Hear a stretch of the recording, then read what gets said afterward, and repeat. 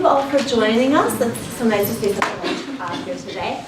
And I also, this talk today is the first in a 4-part speaker series on Brazil and the Americas that I'm coordinating with my colleague Sarah Townsend.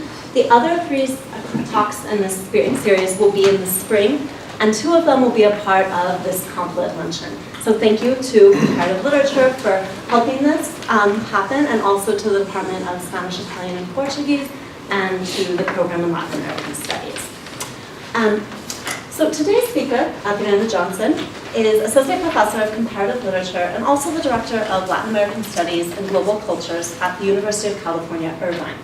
She's the author of Sentencing Canudos, Everydayness and Subalternity in the Backlands of Brazil, which was published in 2010 by the University of Pittsburgh Press. And her articles have appeared in publications such as the Journal of Latin American Cultural Studies, Modern Language Notes, New Centennial Review, and the South Atlantic Quarterly.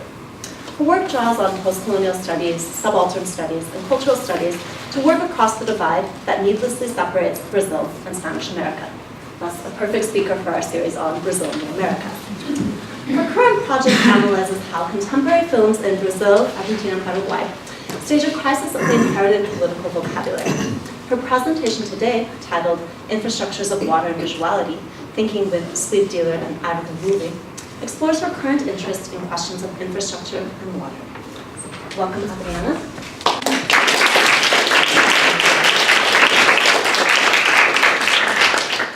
So, thank you so much for everyone for being here. Thank you for Krista for the invitation to come out and meet with you guys and share some of my recent work with you. Thank you for Comparative and Spanish and Portuguese and Italian department for supporting this visit. It's very exciting to be out here, and it's very green out here. In California, everything is really brown and dry right now, so it was just like, I like hunger for seeing greenness and rain and stuff. So the talk today is part of what I think is my current book project, but it might actually make it into my next book project, I'm not quite sure yet.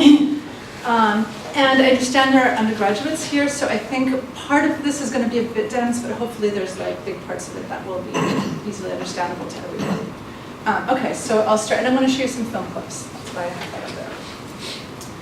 All right, so in How to Know About Oil, Energy Epistemologies and Political Futures, Imre Seisman argues that beyond the obvious importance of oil in our lives, so the way it animates and enables all a manner of abstract categories, including freedom, mobility, growth, entrepreneurship, the future, it's still missing from our social and political narratives, he says, right? So we know that oil is there, we know that it impacts us, but we don't actually, like the way in which it actually is moving us is absent from our social and political narratives. So he says oil and energy more generally have almost always been seen as an external input into our socio-cultural systems and histories. That is, as a material resource that is squeezed into a social form that pre-exists it, rather than the other way around. Right? We do not see it as giving shape to the social life that it fuels. And of course, his project in that essay is trying to think then, how can we know about oil? And so my project kind of takes off from where he starts and asks the same question about water. How can we know about water? So our relationship to water is different from that of oil. Right? It is longer and deeper and includes a wider gamut of relationships. It can be unuseful and excessive, an agent of troublesome, unpredictable, and transformational energies like floods and like excessive rain. Like oil, however, it has been socialized through a resource-related discourse, whether that's seen as kind of natural, as private property, as a common good, as human rights. And understood as a necessary input to many human activities. So drinking, washing, transportation through rivers and oceans, agriculture, steam power, and dams that generate hydroelectric power. Yet, I'm going to argue that it's in some ways similarly absent from a lot of our social and political narratives, right? Or it has been for a long time. And this absence, I think, is brought into focus precisely the way it has recently reemerged as a terrain or register for conflict in the last decade or so. So the move to privatize water, to codify it as a critical resource that should be commodified, its consideration as blue gold, right, which is basically a retrofitting of water into a model generated by oil, is part of what Maristela Svampa calls a neo-extractivist drive that is reprimarizing Latin America. So what she means by this is mining, the expansion of the energy frontier, the generalization of the agribusiness model, so for example, the spread of biofuel and soy plantations, right? So she pairs this change, right, this kind of reprimarization of Latin America, with a reaction she names the eco-territorial turn, or an environmentalization of indigenous and campesino struggles.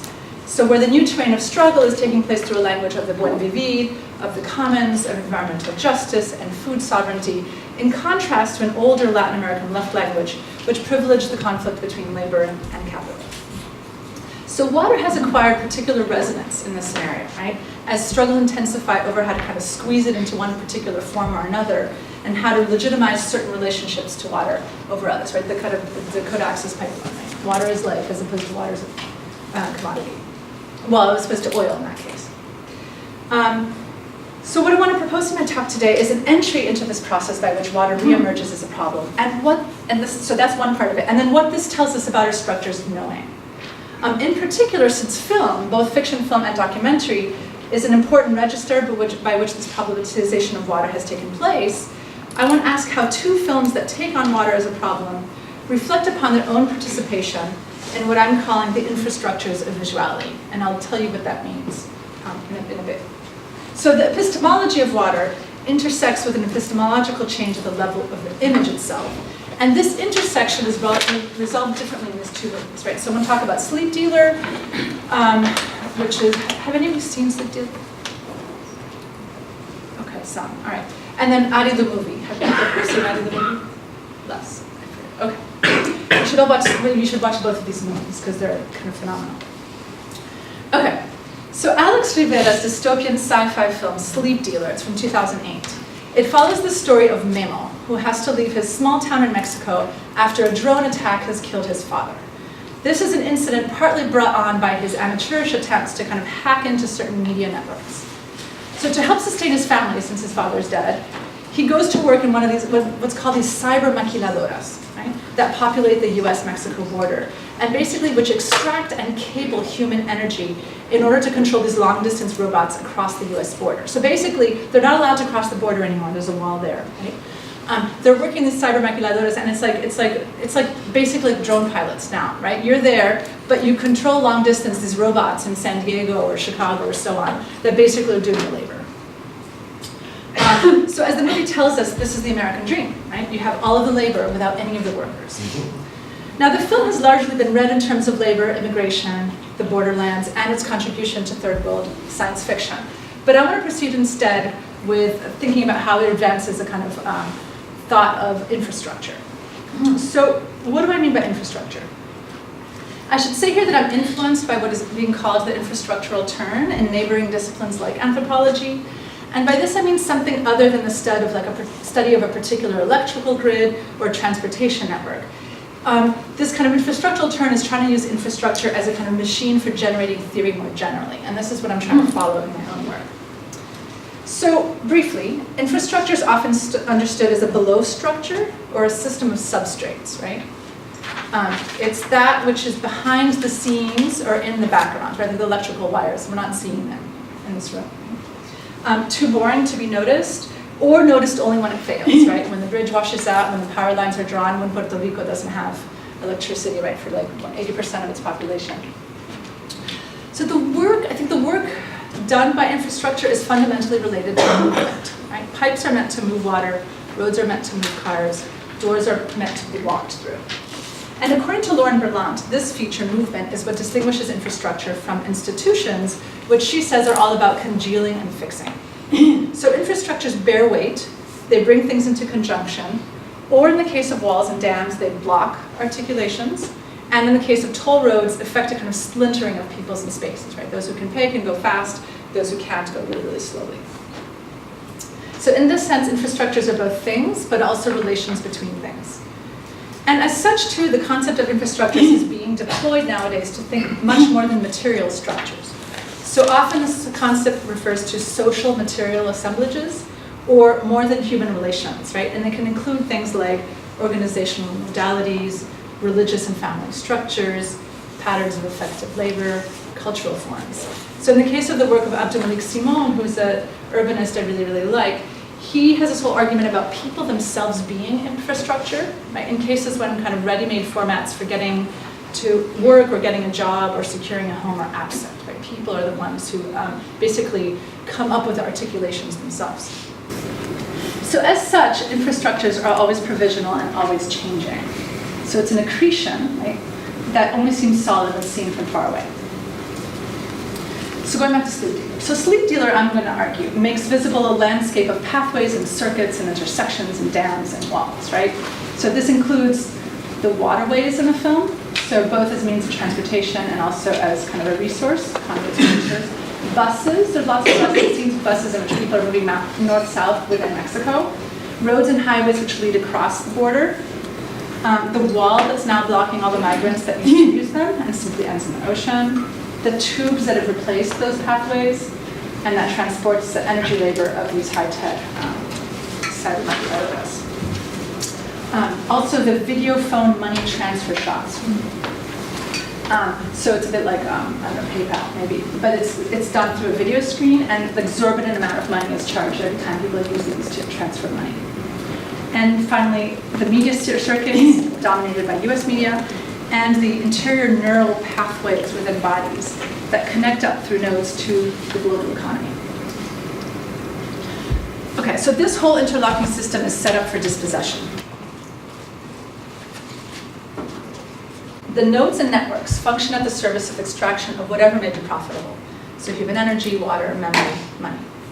And it is not, so it's not just connection that is at stake, but what kind of connection, who controls it, and what its futures may be. And this is, in a sense, what Memo learns throughout the movie, right? So when the movie begins, Memo understands himself as deprived of connections, right? He's living in a small town. He doesn't have access to, like, the global network, is what he thinks. And he hungers for this connection and seeks, in this kind of ad hoc way, to engineer a kind of connection to it, right? To hack into this network. Now, his father, on the other hand, tries to tell him that the global economy is not simply the space of connections. We're not just the constructor of roads, but also a builder of walls and dams and cutting off connections that would generate different assemblages. So he tells his son that they used to have a past with a future, but that this future was sidelined as soon as this dam was built in their town, which cut off the course of the local river, and basically this also cut off their metabolic relationship with the land, right? Their ability to work it and to grow food. So that was basically destroyed when this dam was built. And now they have to pay for every little like canister of water that they get. So within this infrastructural logic, water emerges to materialize other kinds of resources and the containers and conduits which organize it, right? So it's basically a kind of, water is a metaphor for human energy, or the kind of human power, is how I'm seeing it. And let me just, okay, I want to show you my first. So what you're seeing is these are kind of supposedly, I don't know, you're in his veins or something. And then you see how it kind of emerges onto a kind of tube. And these are the tubes that are supposedly transporting energy, but then also water from this dam. So he says, what happened to the river was happening to me.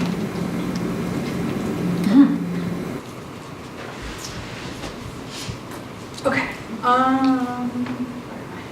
Okay, so when Memo succeeds at the end of the film in blowing up the dam through this mediation of a drone pilot, it suggests a parallel freeing of human labor power, which might find alternate paths of application and distribution. So water takes the stage fundamentally as, a water as resource, or as Heidegger would call it, a kind of standing reserve. It's something that's stockpiled, that is on call, that is ready to be unlocked and transformed and distributed and used. And the idea is, of course, at some point in time in the historical past, it was unproblematically just out there in the form of a river. And now, for reasons we were never quite told, it became valuable enough to kind of merit this vast private infrastructure network that controls its access, and that generates then a resistance that is called aquaterrorism. So to the extent that the problem of water takes a material form, like a dam is blocking the water, the solution to the problem of water is also a material one in the film, right? You blow up the dam. So, in other words, while the question of water, of who has access to water, has been turned into a terrain of conflict, water itself does not pose a problem for knowing in this film. So water does not pose a problem for knowing. It's just, there's never too much water or water that serves no human purpose. It's always just part of this metaphor. So the stable place of water in the film accompanies the movie's reliance on visuality as a conduit of information. So visuality is also, on some fundamental level in this movie, stable, right? And perhaps the most telling scene is one near the end where Memo's memory of the stone his father threw against the dam dissolves into the dam, exploding under the drone attack. So I'm going to show you this next scene. This is a little longer.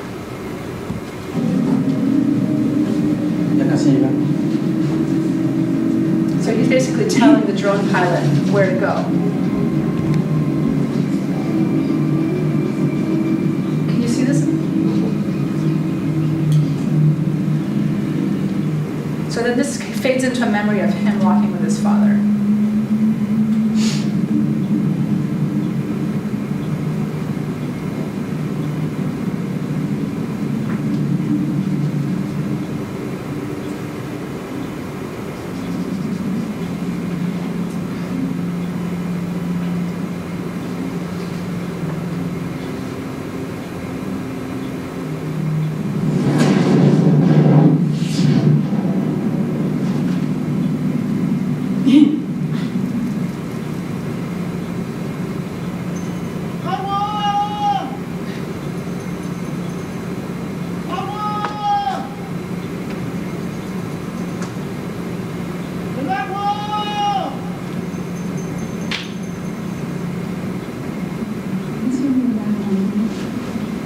That's his mother and his brother. Nadie sabe qué va a pasar. Si la van a destruir, ¿qué? ¿Qué está asegurando? Espera. Puede ser que no vamos.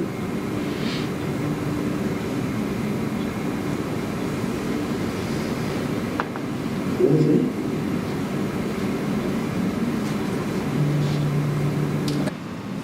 So what I'm interested in this scene is the way, I mean, there's several things, right? So one is the way you literally are shown the water, right? Then there's this kind of, you remember there's this moment of kind of blackout where you also are shown, first you hear water, water, and then you're shown the water in the kind of barrels. Here, it's not enough to just tell Memo, they kind of put the camera outside and you're seeing the water coming down.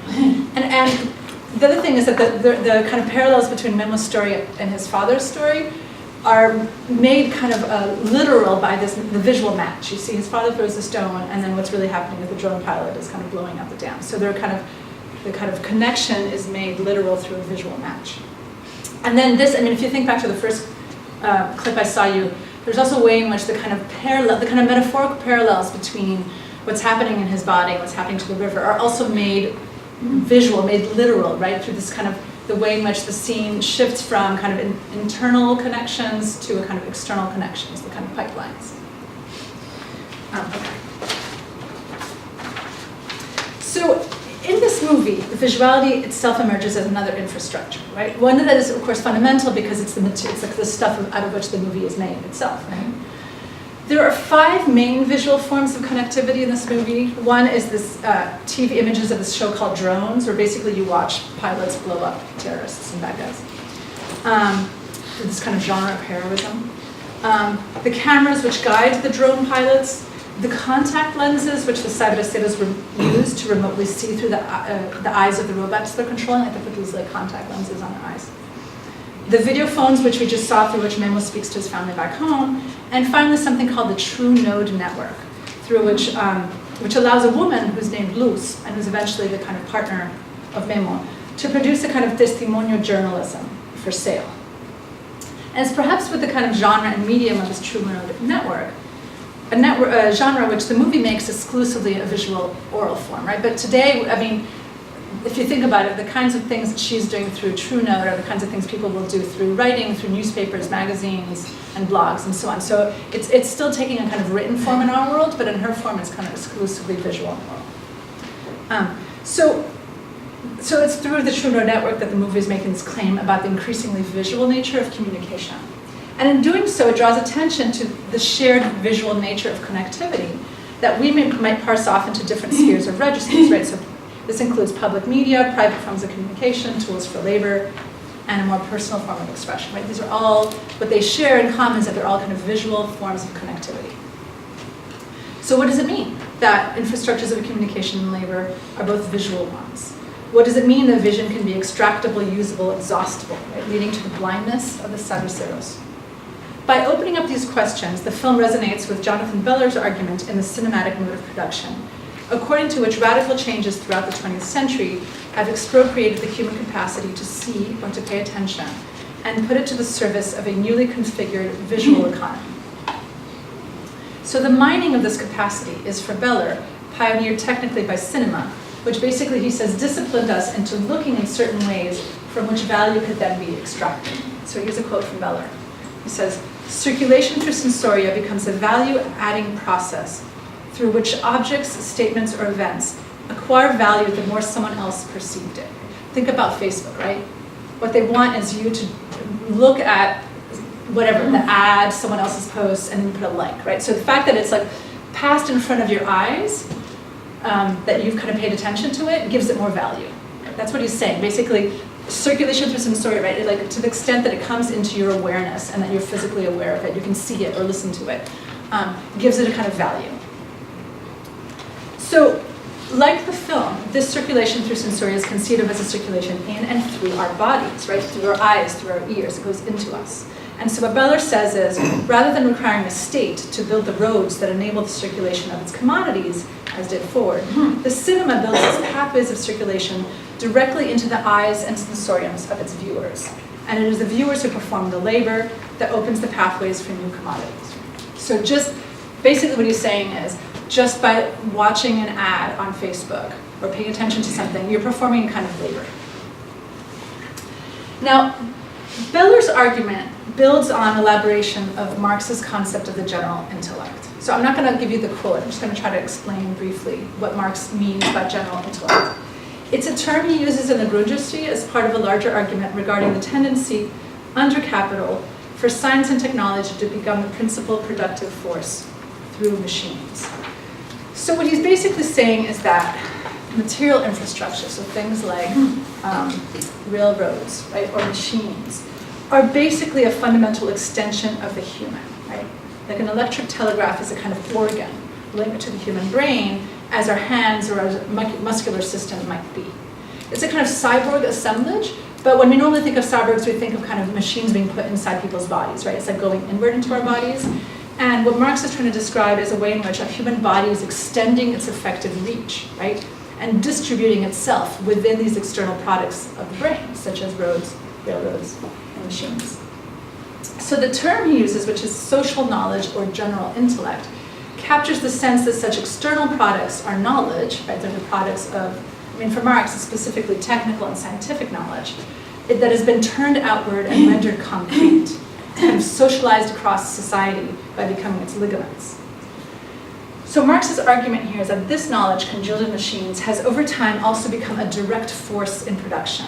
It's kind of gaining predominance over human living labor, which basically steps to the side of production, right? So basically machines are somehow like the principal force of production, as opposed to humans, which were before.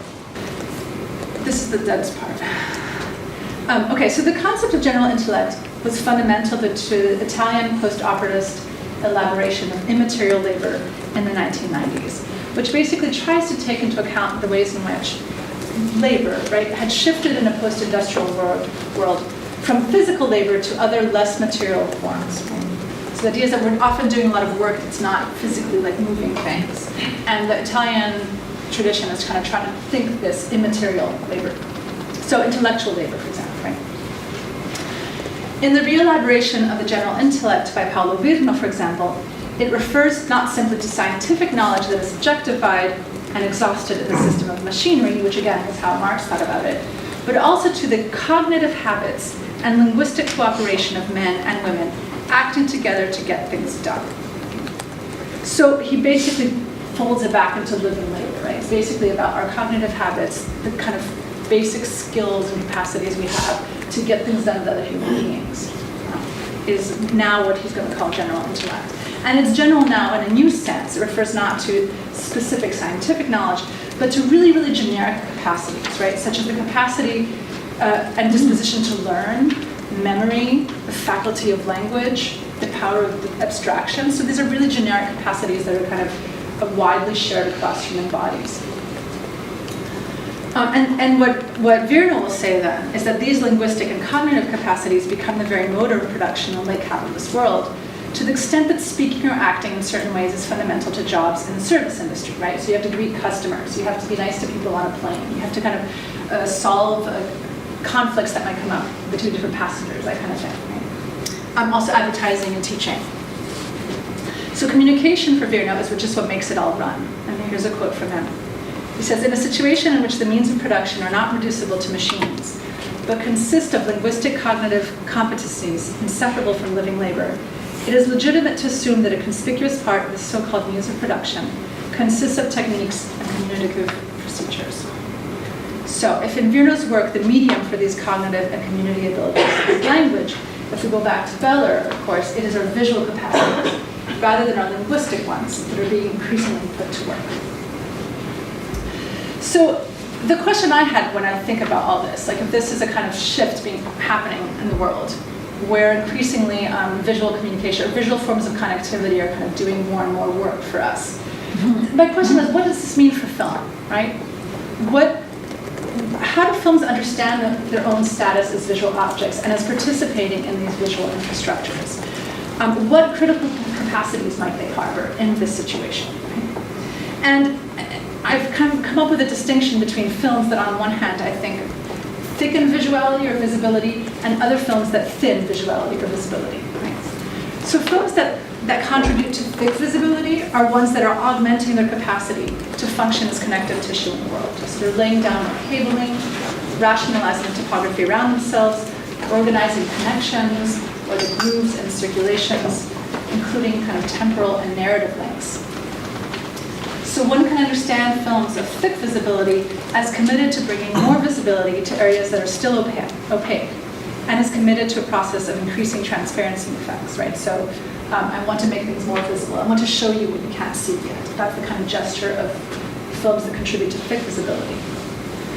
So transparency, if I say it's basically increasing transparency effects, what I mean is not that it's an output of thinness, or of light or information passing through a sheer medium. For example, if you have, you can have these thick window panes that are kind of frosted glass, and of course they would be less transparent, or these like really thin window panes that you can see through, right? That's how we, I think, commonly think about it. But instead I'm trying to turn that around and think of transparency as a kind of system of address, following Homi Bhabha's discussion of the reality effect of colonial discourse in the location of culture. So in this sense, and basically he just reverses what we think transparency means, right? He says to generate a space or field as transparent involves not just letting things be, letting it just show itself, right? But instead bringing together the mugshot and fingerprint as indexes of a reality the police would have clear. So, quoting Bhabha, transparency is the action of the distribution and arrangement of differential spaces, positions, and knowledges in relation to each other, relative to a discriminatory, not inherent sense of order. So if you think, I use the example of the mugshot, right? The idea is that somehow there's this kind of fantasy that if you take a fingerprint of someone, if you take a mugshot of someone, you're making something transparent about them. But of course, that's within a kind of apparatus of surveillance, right? You're kind of producing a certain kind of image of people through those people. So it's not like you're just letting things be. You're making things be in a certain way. That would be the idea behind Bhabha. So thickening visibility is prescriptive rather than mimetic. It involves an engaging in a strategy of processing into visibility, and in so doing, of expanding the realm of visuality and its authoritative address. So the other strategy would involve thinning of visuality. And these kinds of films tend in various ways to undercut visuality and contract its operative reach. So articulations between shots and images can be weak or ephemeral. The film's ability to link images and generate a narrative can falter, or the sonic sometimes in sound, right? Because actually film is a visual sonic medium, right? But often we think of the sonic as just an accessory to the visual. But there are a lot of films in which the sonic then is actually made the kind of principal medium through which information is conveyed. So my argument is basically that Sleep Dealer that I've been talking about is the first of these cases, right? It's thick visuality. And the second movie I want to talk about out of the movie is thin visuality. So just briefly going back to Sleep Dealer last time. I mean, it's basically involved in a kind of Marxist project of making visible a series of logics that are elided or unseen, right? Like I was trying to show you that. It shows you the connection by actually physically showing you the connection on screen, right? Like making a kind of visual match. And I think the Hollywood sci-fi genre enables it to materialize a lot of these processes, right? So the fact that you want to extract energy from people is made literal in this movie. And you can do that because it's sci-fi. That's what sci-fi does. At the same time, even as the movie depends on and extends visual forms of connectivity, I think it also suggests that these visual infrastructures can be poached upon and made to function otherwise in a logic of piracy that the movie sets up through Memo's initial hacks, right? So blowing up the dam, I mean, it seems to suggest that the movie's invested in a kind of grammar of open resistance and opposition, right? As a kind of Hollywood grammar. But I want to argue that the movie is really involved in a project of rerouting or pirating or corrupting infrastructures so that they yield a different kind of connectivity, right? So basically he's using a film. It's a sci-fi film, it's a Hollywood-style film. He's using that kind of medium as a way to kind of create a different kind of connection. And the movie itself gives us this language of crossing over as kin to piracy. So crossing over is different than connecting because basically you're crossing over officially sanctioned pathways, right? And I think, therefore, that what seems to matter more than simply keeping the dam open, since as you saw in that clip, everything suggests that basically they're going to reconstruct the dam. This is like a temporary opening. So it's not as if you've created this, utopian, open-ended future all of a sudden that's going to be different and revolutionary. But I think what matters in that scene is this articulation that is set up between the action of the father, who threw the stone at the dam, and the action of the son, who worked to complete the father's gesture and blow up the dam. This doesn't mean, it's not just a kind of older structure of filiation, where a son just lives out the future imagined by his father. I think that that's not what the movie is doing. So these actions are both alike, but really, really different. A connection is now drawn between a past with a future and a future with a past, but they're not the same futures nor the same pasts. Okay? And so it's not this kind of emergent, open-ended future, kind of utopian rebellion, but a kind of temporary rearrangement that's oriented sideways, I think. And it's a kind of living on the edge. The movie gives us, so the last scene is basically Memo on the kind of US-Mexico border starting to plant a milpa, right? Like a kind of corn plantation. But he's right there by the wall. He hasn't moved away. Okay, so that's the first part on Sleep Dealer. The second part's a lot shorter. Okay. So Lidio Ferreira's Out of the Movie, so this is a movie from 2006, also follows the story of a man who's supposed to avenge his father's murder. In this case, the main character, Jonas, who's a TV weatherman, lives in São Paulo, but he's reluctant to do so as he barely remembers his father. It's his grandmother, who's the matriarch or preserver of values associated with an archaic sertão, who insists on Jonas's presence at the funeral and incites him to basically inscribe himself within his family's lineage by killing his father's killer and reestablishing order. And so in order to do so, he basically takes this kind of trip back to his childhood town and the Brazilian sertão. So a lot of the movie is a kind of road trip kind of movie. So as I told you, while Sleep Dealer basically inserts itself in a logic of thickened visuality, I want to argue that I did the movie is about thinning visuality. And thinning the capacity of visible images to kind of bear meaning, right, and to bear narrative. And at the same time, water, which is as much a theme in this movie as it is in Sleep Dealer, also acquires a much more problematic status. Right?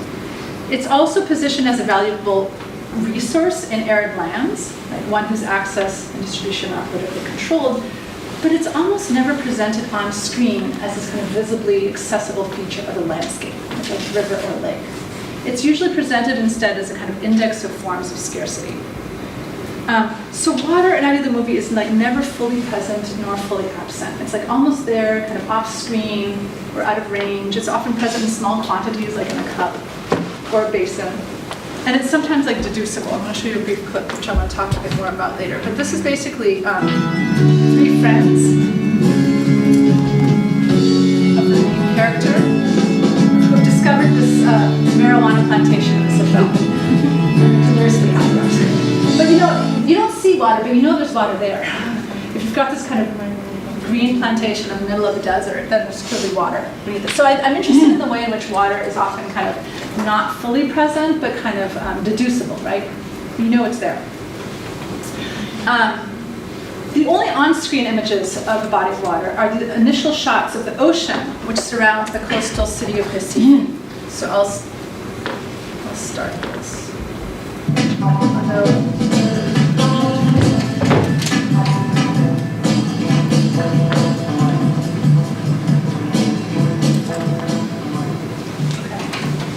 Let that run a bit. Okay, so this is kind of on-screen images of water that's surrounding Recife, but this like seemingly undeniable presence of water is really quickly put into question by a taxi driver, like within one of the first scenes, who's basically saying Recife is surrounded by all this water, but we have no water, right? There's like a water shortage, no drinkable water. So instead of visually mediated access to water, it's basically water is taking shape through various discursive and cultural relations. So there are basically 3 visual forms that I think are important to this movie. The first is the deep historical archive of images on the Brazilian sertão that are cited by the movie. So basically it's like this is not within the movie, but the movie kind of posits this existence of a kind of archive, right? Like past movies and past texts that have talked about water in the sertão, and it's citing them and referring to them.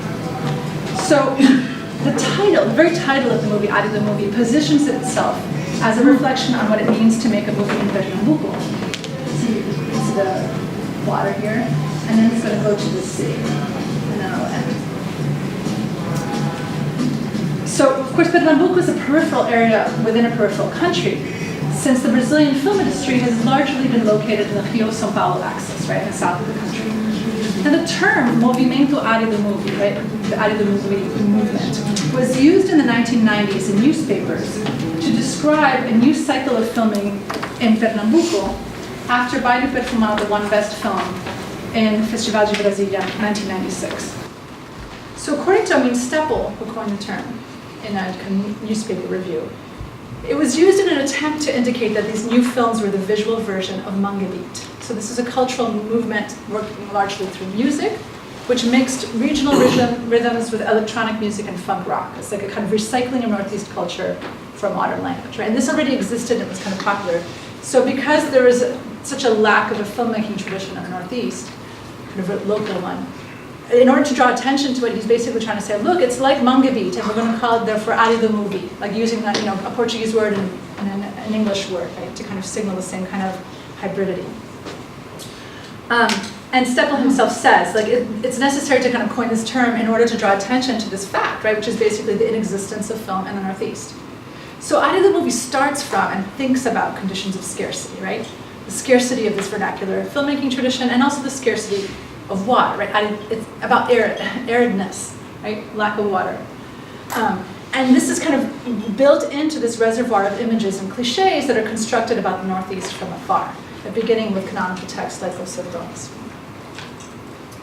So the film's own place within the pre-existing archive of images might be given by Jonas's work. He's a TV weatherman, and this basically installs him at the center of the country's media networks, right, in São Paulo, but in a really peripheral way. So although he's famous in his hometown because his face is appearing on TV regularly, he describes himself as someone who is the only person who appears on TV, but is anonymous when out of context, right? Like no one knows his name. Like if he's just like wandering around, no one's going to recognize him, is what he says. So this remark points to his work as defined by a lack of trace or signature. He's neither an author nor a star, but simply an accessory to this reliable daily transmission of the weather report. And outside the context of the weather, he seems to leave no trace.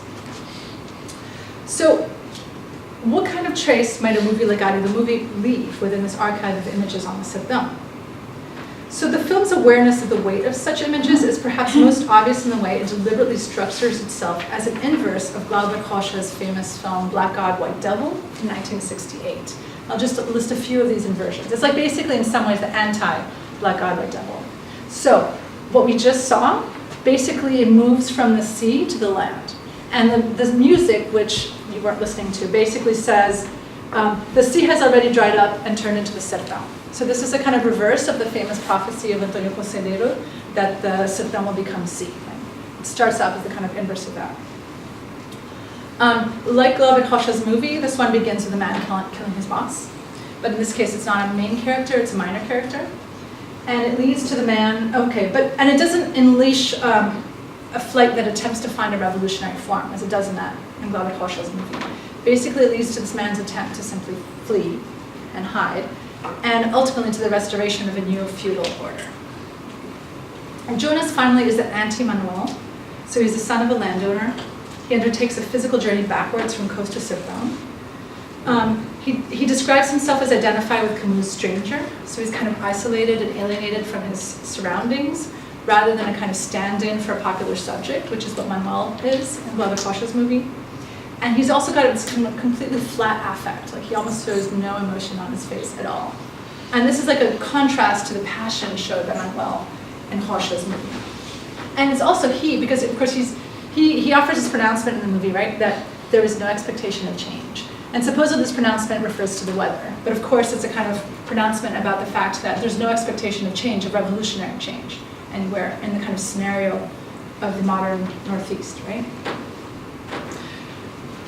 The third visual form, so the first visual form was basically this archive of images of the Sibthon. The second one is the kind of weather reports. And the third one is given in the storyline by this filmmaker called Soledad, who meets Jonas as he's traveling back to his hometown. And she appears to be making a documentary on water. So we see her interviewing a water whisperer who basically says that he can locate water underground. And then later she interviews Movello, which is a kind of mystical leader of a religious community, in reference to Antonio Consigliero, who is said to have power over water. And who, she says, has exactly the kind of discourse that she's looking for. So let me just show you two clips of Movello. So this first one, you see him preparing himself for the interview, so he's kind of washing his face. It's one of the few scenes you see water. And he's clearly very kind of, he's very media savvy. Okay, I'm going to go quickly into the next point. I think one of the scenes where I think out of the movie puts into question visuality as it means of knowledge is a kind of key scene that is being interspersed with these two clips, right, where she's interviewing this man. And basically he says, I have the poetic of the waters, right? And there's no life without the liquid state, basically he says. And so she's really interested in the way in which he talks about water. And she uses him as kind of central to her documentary. Okay, so let me move to the next. So this is the kind of, I think, key scene in the movie. So Zen Electrico, who's this man, he's a local bar owner of self-identified indigenous descent. And he takes Jonas out to the Sibthon and gives him some hallucinogenic drink. And he basically raises the question of sight. Right? I'm going to tell you a bit about what he's saying. He says that one can't see what is in front of us. And then he corrects that to one can't understand what is in front of us, leading to a kind of split between visuality and sense making. So he points out a rock formation, that rock formation over there, that he said that his elders, the Injus, used to refer to as a dog lying down. But he says he couldn't see that for the longest time. Right? You see, now he tries to describe why it's a dog lying down. And he says, you see, it was always there. And before the dog, there was just the rock. Before, in other words, the kind of sense-making form. But he says, I only saw the dog after. I didn't see it. Don't know how I didn't see it before. People only want to see what they want to see. And throughout the scene, as you're seeing, the camera is slowly tracking across the horizon, interrupted by Jonas's back, as we just saw, and then returning to the rock formation. So it is precisely the stillness of the camera that heightens our awareness of the movie's dual nature as visual and sonic phenomenon. So what you're getting here, and I'll try to turn it up again, is this multitude of diegetic sounds.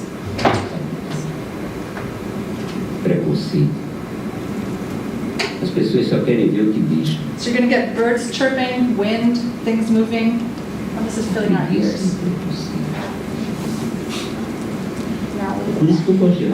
So the altered sensorium, right, that's basically the slow visuality and enhanced auditory track, which you're only kind of half hearing, suggests that whatever Zeh serves Jonas to drink has altered his perceptual capabilities. And what it allows him to experience, rather than just see, is a sertão that is perceived as full rather than empty. Because we normally think of the desert as kind of empty, right? Full of sedimented histories and forms of life, like this elephant sunken in water that Zed couldn't see until he smoked. Mas eu não I'm going to show you the elephant. Só se for elefante que não existe mais. Yeah. So there's this, basically he's saying there's an elephant sunken in water. And I think part of what that suggests is also that there's a way in which the sertão is associated with water rather than lack of water. And it's interesting in terms of, you see that elephant? It's like the trunk is coming out of the water and the head and the back. So while there's this kind of association of Recife with lack of water, there's a weird way in which the movie tries to suggest that there is water in the sertão. So this whole scene is intercut with that other scene I showed you, in which they're running through the marijuana fields, and the interview of Novak. Right? Now, this scene does not jumpstart enlightenment of some kind. And progressively after this scene, let me show you this.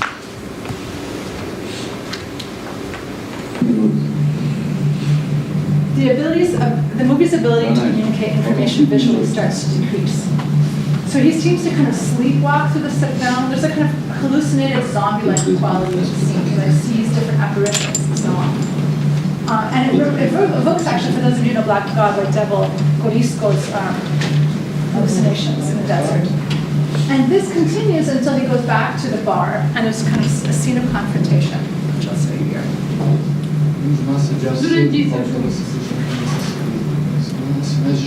So in this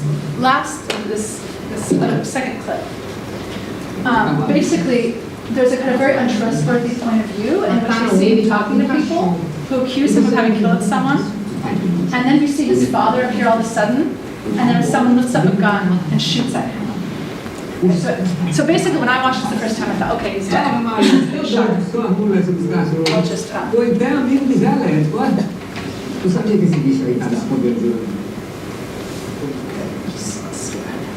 I'm at the end.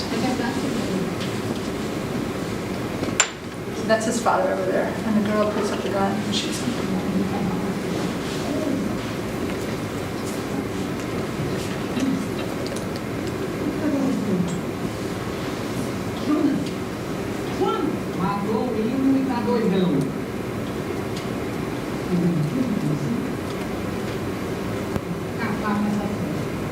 Yeah. See. So when I saw the movie, I was like, okay, he's dead. But he's not. But I think it's interesting that it visually tricks you into thinking he's dead, right? I mean, the point of view shot is one that we trust normally, right? It's telling you something from the point of view. We think that it's conveying information to us. But we were completely tricked in that scene. So the last scene, and this is where I'm ending, it jumps to this art installation that includes videos of Meu Velho, right? Overturned umbrellas that look like a parabolic antenna, and the words which are going to appear here: excessive information, lack of water. Excesso de informação, falta de água. And then, as you'll see, the camera is going to zoom in on the kind of clearly pregnant Soledad's stomach. And what you're going to hear is sounds of water sloshing and moving. And she's staring intently off screen at something. And what she asks, here are the umbrellas, and she asks, what is he doing?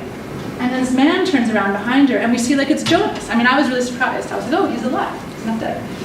And then Jonas basically says, I don't know, but when he finishes, something will happen. So what I think is really interesting, as Jonas, is what we seem to think we see on screen does not happen in the last scene, right? And what will happen, apparently, has no place on screen. So the couple and expectant child recapitulates the end of Robert Hosch's movie, where it's a kind of pregnant possibility of the future, right? But here the happiness of the main couple is clearly privatized and delinked to the possibilities of a future for the other characters, right? And while Hosha, those of you know the movie, while he materializes the future possibility through this image of the sea, right? In Hosha's movie, basically, you see this kind of couple running around, running away to the coast and towards their future, and all of a sudden the scene jumps from the sit-down and them running to the sea. So like visually, you're given like an image of their possible future, right? And here, basically, it ends with something is going to happen, but we don't know what it is. So I think this motif, excessive information and lack of water, conjugates film visibility and water together. So while the sertão is shown to have access to modern forms of communication, as well as infrastructures that allow marijuana growing there to be moved out and sold throughout the country. This is overlaid on political control of the very infrastructure of water access, right? So as well we know, scarcity of water is not simply a natural environmental fact, but a political one. The Jonas's family is shown at the end to be controlling the distribution of all of the water in the region, including for Mill Bay, right? So they're the one who's kind of providing him with kind of his poetic water. But we never see water, nor are we given a way to visualize the infrastructure that controls it, right? Like it's not a physical one like the dam and slave dealer.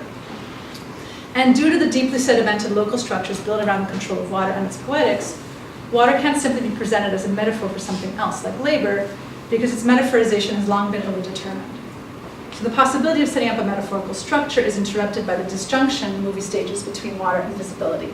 So you can democratize the access to information, to visibility. It's not going to dislodge the control over the more critical infrastructure of water, right? So the idea often would be, we just have to show things. If we see them, if we know it, that'll start to change, right? And I think part of what this movie is saying is that they have access to this kind of infrastructure of knowledge and communication. And it has not changed the infrastructure that controls water. So water is basically like an absent cause, which gives shape to the social, political, and imaginary structures in which the movie finds itself immersed. Okay, this was longer than I expected. I think I started getting into the movies and so on. So anyway, right.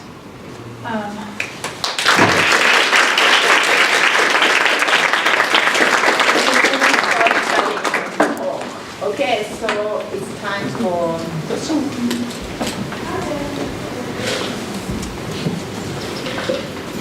I can start off with a question. Thank you very much. That was really great. I think even for people who don't know the film, it's pretty comprehensible. So one of the things that I think about that is really exciting about the concept of infrastructure is just the way that it allows you to connect so many different things and different aspects. What is actually seen on screen, like sort of other more material issues.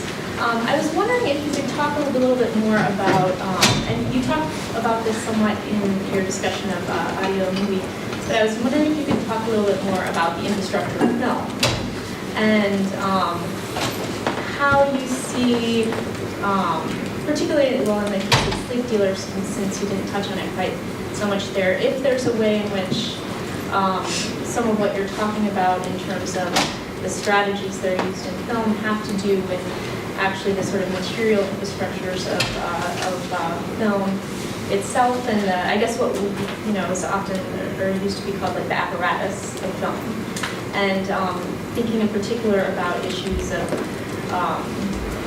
who is funding the films, and if there and to be a little bit more concrete, I was wondering in the case of audio movie if this, I guess, destabilization of the metaphorical possibility of water and of images also has to do with the, I guess, increasingly abstract nature of, global capital, and just the fact that films themselves are often co-productions involving multiple countries. Sorry, that's a big question, but you can take it where you like. I'm not going to be able to do it justice. I mean, I think, okay. Yeah, I have done less work on thinking about what you're calling actual apparatus, right? So networks of directors, networks of funding, the fact that certain movies have kind of film industries. Well, in Brazil, it's set up in Rio and São Paulo, but not in the Northeast, really. There's no film school. There's like a film critiques. There's a school of like film analysis, but there's not like a film production school. Or there wasn't, at least, in the Northeast, for example. So like those kinds of material, institutional infrastructures are clearly behind why certain countries have film industries and other countries don't, right? I mean, in the case of Sleep Dealer, it's interesting because I heard a comment that he just recently gave a talk, Alex Rivera, where people will come up to him and say, oh, I really like, because he's Latino, he's US-based, his father was Peruvian. And people will come up to him and say, that was a great movie, but they don't fund him to do new projects, right? So he's not actually, even though that won a lot of awards, that has not translated into him all of a sudden getting a lot of funding and the possibility to kind of carry forward new projects. So he's still kind of marginal within the US film industry. So, yeah, I mean, that's part of it. I guess I've been trying to think, my focus has been on the way in which film is part of this kind of visual infrastructure, the way in which film shares something with your phone or your photographs or the kind of, I don't know, Instagram. I don't use Instagram, but you know, the ways in which so much of our communication is passing through visuals. So I've been really focusing on that as opposed to what's particular about the kind of funding structures of film, right? Which is like, I think that pulls me in a different direction. And I've been trying to kind of focus on this kind of shared nature, visual nature of all these forms of doing things. So yeah, I can't quite answer the question, but I think if I were to like dig into that really, really deeply, I think it would pull me away from being able to make connections between, I don't know, sonograms and, you know, the instruments being used in war now to kind of look through walls, right? I don't know if you guys know A.L. Wiseman's piece, Walking Through Walls. So a lot of it's about kind of instruments of visual transparency in war, for example. So I'm interested in like keeping the kind of eye on that connection. Yeah, I was just thinking about it mostly, I guess, in the case of the second film, just the fact that even as, you know, I mean, okay, so there's Hollywood, you know, you should think of Hollywood, but who makes films nowadays? Like, how are they made? Where is it, you know? Just the industry itself is sort of harder to see or harder to localize, I guess. Yeah. Well, and what's interesting, what I've discovered recently, like when I went to Argentina I think last year, is like new filmmakers that are kind of outside the kind of standard circuits. Like they no longer, you can no longer go to like a video store or like even to like a place that sells pirated versions and get a copy of these films. Basically, they're all circulating through Vimeo. And if you contact the director, you can get a password or something. So that was really interesting. They're no longer producing kind of physical versions of the films, right? So like the circulation of film is changing radically and often passing through Vimeo and internet.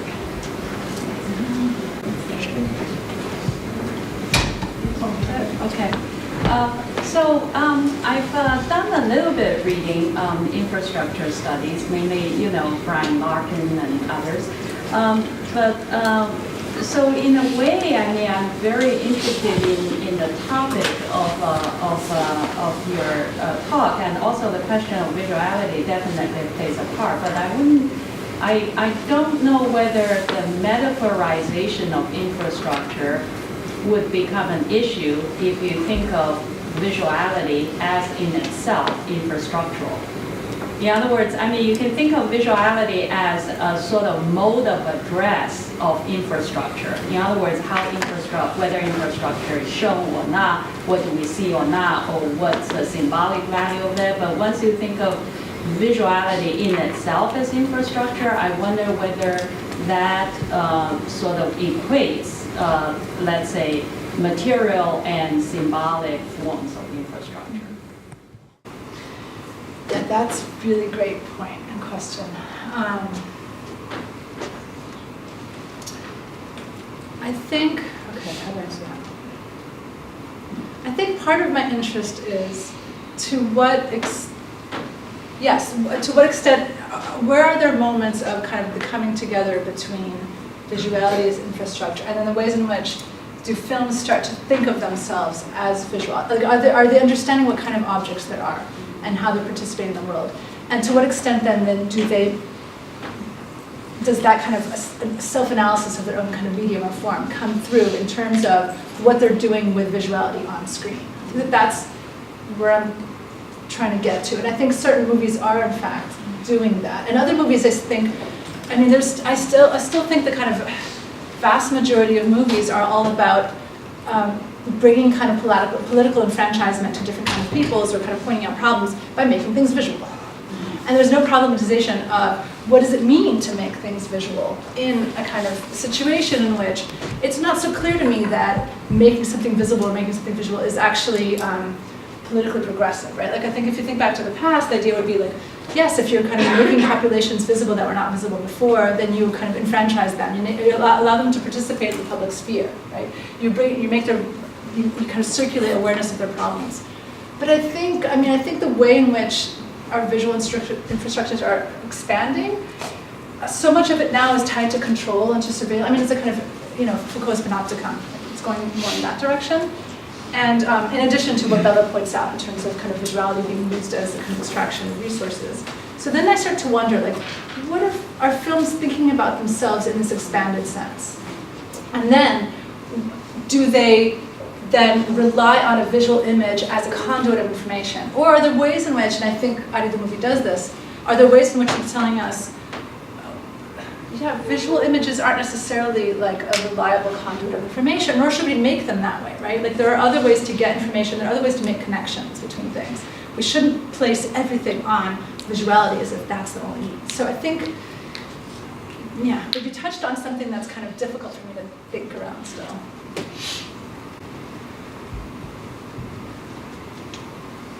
Does anyone have more questions? I have one question about in the Brazilian film industry. What do you have any thoughts on this? I was kind of curious when you see a movie that's very politically charged one way or another. That's got a controversial.